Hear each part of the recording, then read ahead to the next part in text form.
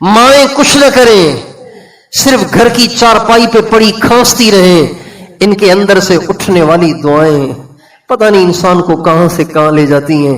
اور باپ کچھ نہ کریں، پڑے چارپائی پہ کھانستے رہیں، آپ کو ان کا بلغم بھی اٹھانا پڑ رہا ہو، لیکن ان کے چارپائی پہ پڑے پڑے جو ان کے اندر سے آپ کے لیے دعائیں نکلتی ہیں، وہ پتہ نہیں آپ کو کہاں سے کہاں لے جا سکتی۔ پنجاب کا واقعہ ہے، پنجاب کا، میرا خیال ہے یہ کہیں سرگودا کے کہیں علاقے کا واقعہ ہے۔ ماں باپ کا اکلوتا بیٹا تھا، اکلوتا بیٹا، بڑا ہوا، انہوں نے شادی کر دی، شادی کی، پڑھا لکھا نوجوان، تو بیوی نے کہا کہ الگ رہیں الگ رہیں الگ رہیں، کہیں باہر چلیں کہیں باہر چلیں۔ اس نے اپلائی کیا تو نوکری لگ گئی سعودی عرب میں، سعودی عرب میں نوکری لگ گئی۔ اس نے کہا ماں باپ سے امی میری نوکری لگ گئی ہے۔ کہا بیٹا ہمیں چھوڑ کے چلے جاؤ گے؟ تمہارے سوا ہمارا کون ہے؟ ساری زندگی جس درخت کو پانی دیا ہے، اب اس درخت کا پھل آنے کا وقت آیا، آپ کہہ رہے ہیں باہر جانا ہے؟ کہا امی بس مہربانی کریں مجھے اجازت دیتے ہیں۔ تو ماں باپ بیچارے کیا کر سکتے ہیں؟ ماں باپ تو اپنے بچوں کے سامنے بے بس ہوتے ہیں نا، محبت سے بے بس ہوتے ہیں، لاچار ہوتے ہیں۔ انہوں نے کہا ٹھیک ہے امی میں وعدہ کرتا ہوں بس آپ سے رابطے میں رہوں گا، آپ تو پوچھتا رہوں گا، یہ کروں گا وہ کروں گا۔ یہ ہوتا رہا۔ اللہ چلا گیا، بیوی کو لے کے چلا گیا اور وہاں جا کے رہنے لگ گیا۔ اب سعودی عرب میں ماشاءاللہ ہر سال حج کرنے کا موقع، ہر سال حج کرنے کا موقع، ہر سال حج کرنے کا موقع، اور باہر جا کے باہر کے رنگ و روپ میں، باہر کی ریل پیل، مال دولت، گاڑیاں، سڑکیں، گھومنا پھرنا، بیوی ساتھ، تو پھر کہاں یاد رہتی ہیں بوڑھی مائیں، کہاں یاد رہتے ہیں بوڑھے باپ، دیہاتی باپ دیہاتی ماں کہاں یاد رہتی ہے؟ چنانچہ بھول گیا، نہ رابطہ نہ کچھ۔ کئی سال گزر گئے، کئی سال گزر گئے، لیکن زندگی میں اتنی بے سکونی ہے کہ جس کی کوئی حد نہیں۔ ایک دفعہ حج کر رہا ہے، حج کے دوران پھوٹ پھوٹ کے رو رہا ہے۔ کسی نے کہا مسئلہ کیا ہے، آپ اتنا کیوں رو رہے ہیں؟ کہا رو اس لیے رہا ہوں کہ بے سکونی کا شکار ہوں، سکون نہیں ہے، بہت پریشان۔ گھومنا پھرنا سب کچھ ہے، مال دولت گاڑی سب کچھ ہے۔ تو وہ کوئی نیک تھا، اللہ والا تھا، اس کو اللہ نے سجھایا۔ کہا تیری ماں زندہ ہے؟ کہاں؟ کہاں ہے؟ کہا پاکستان میں۔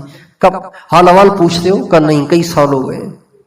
کہا ہے کم وقت تو یہاں حج کر رہا ہے اور تجھے ماں کا پتہ ہی نہیں ہے؟ جا اگر سکون چاہیے تو جا کے ماں کا پتہ کر، جا کے ماں کا پتہ کر۔ یہ سکون تجھے بیت اللہ کے طواف سے نہیں ملے گا، یہ ماں کے پاؤں دبانے سے ملے گا۔ جا جا کے اس کا پتہ کر۔ حج کیا، لیا ٹکٹ اور بھاگا اپنے گاؤں کی طرف۔ اتنا عرصہ گزر گیا ہے، 10-15 سال گزر گئے ہیں، 10-12 سال گزر گئے ہیں، نقشے بھی بدل گئے ہیں۔ گاؤں پہنچا، خود بھی تبدیل ہو گیا ہے۔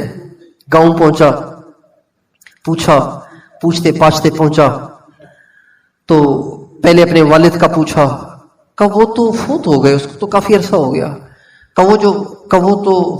وہ زندہ ہے ابھی، لیکن وہ بھی بہت آخری لمحات میں ہے اور آخری سانسوں میں، ان کی طبیعت بھی بہت زیادہ خراب ہے۔ گھر میں داخل ہوا، کوئی نہیں سوائے بوڑھی ماں کے جو چارپائی پہ زندہ لاش بنی پڑی ہوئی تھی، اور آنکھیں اس کی بند تھی، آنکھیں اس کی بند تھی۔ چارپائی کے پاس جا کے بیٹھا تو اس کے ہونٹ ہل رہے تھے، اس بوڑھی ماں کے ہونٹ ہل رہے تھے۔ اس نے کان لگایا تو وہ کہہ رہی تھی اللہ میاں اب تو جانے کا وقت ہے، اب تو بچہ دکھا دے،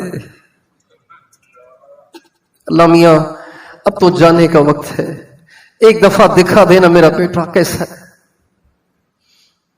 یہ لپٹ گیا اپنی ماں سے، پھوٹ پھوٹ کے یہ بھی رویا، امی آپ کی دعا قبول ہو گئی، میں آ گیا ہوں۔ کہا اچھا بیٹا تو آ گیا، بس میں بھی پریشان تھی کہ میری لاش کو کون اٹھائے گا، مجھے کون کندھا دے گا، مجھے کون غسل دے گا۔ بیٹا ہوتا تو میرے غسل کی فکر کرتا، کفن کی فکر کرتا. اس لیے میں بہت دعائیں کر رہی تھی، اللہ میرا بچہ ایک دفعہ بھیج دے. اچھا ہوا تو آ گیا. اور اس کے بعد اس نے کلمہ پڑھا اور اس کی روح پرواز کر گئی. ہمارے استاد تھے حضرت مولانا ظاہر شاہ صاحب رحمۃ اللہ علیہ. ہم نے ان سے تفسیر پڑھی. ان کا بیٹا تھا حسان، ہمارے ساتھی تھے، ہم سے تھوڑا سا سینئر تھے حسان. تو مولانا ظاہر شاہ صاحب یہ دعا کرتے تھے، اے اللہ جب تک میرا بیٹا عالم ہو کر فارغ ہو کر واپس نہ آئے تب تک مجھے موت نہ دینا. یہ دعا کرتے تھے ہمارے استاد صاحب. جس دن وہ عالم ہو کر کتابیں لے کر سند لے کر وہ اپنے والد کے پاس پہنچا، وارائن میں حضرت مولانا ظاہر شاہ صاحب کے پاس پہنچا، جس دن پہنچا شام کو پہنچا، اسی دن رات کو 2 بجے مولانا کا انتقال ہوا. مائیں مائیں ہیں، باپ باپ ہے، ان کا بدل ہے ہی نہیں، ان کا بدل ہے ہی نہیں، ان کا بدل ہے ہی نہیں. میں نے بوڑھوں کو دکھوں میں اپنی ماں کو یاد کر کے روتے دیکھا ہے. بوڑھوں کو 70 سے ان کی عمر اوپر گئی ہوئی ہے، لیکن دکھ آیا تو ماں یاد آ گئی.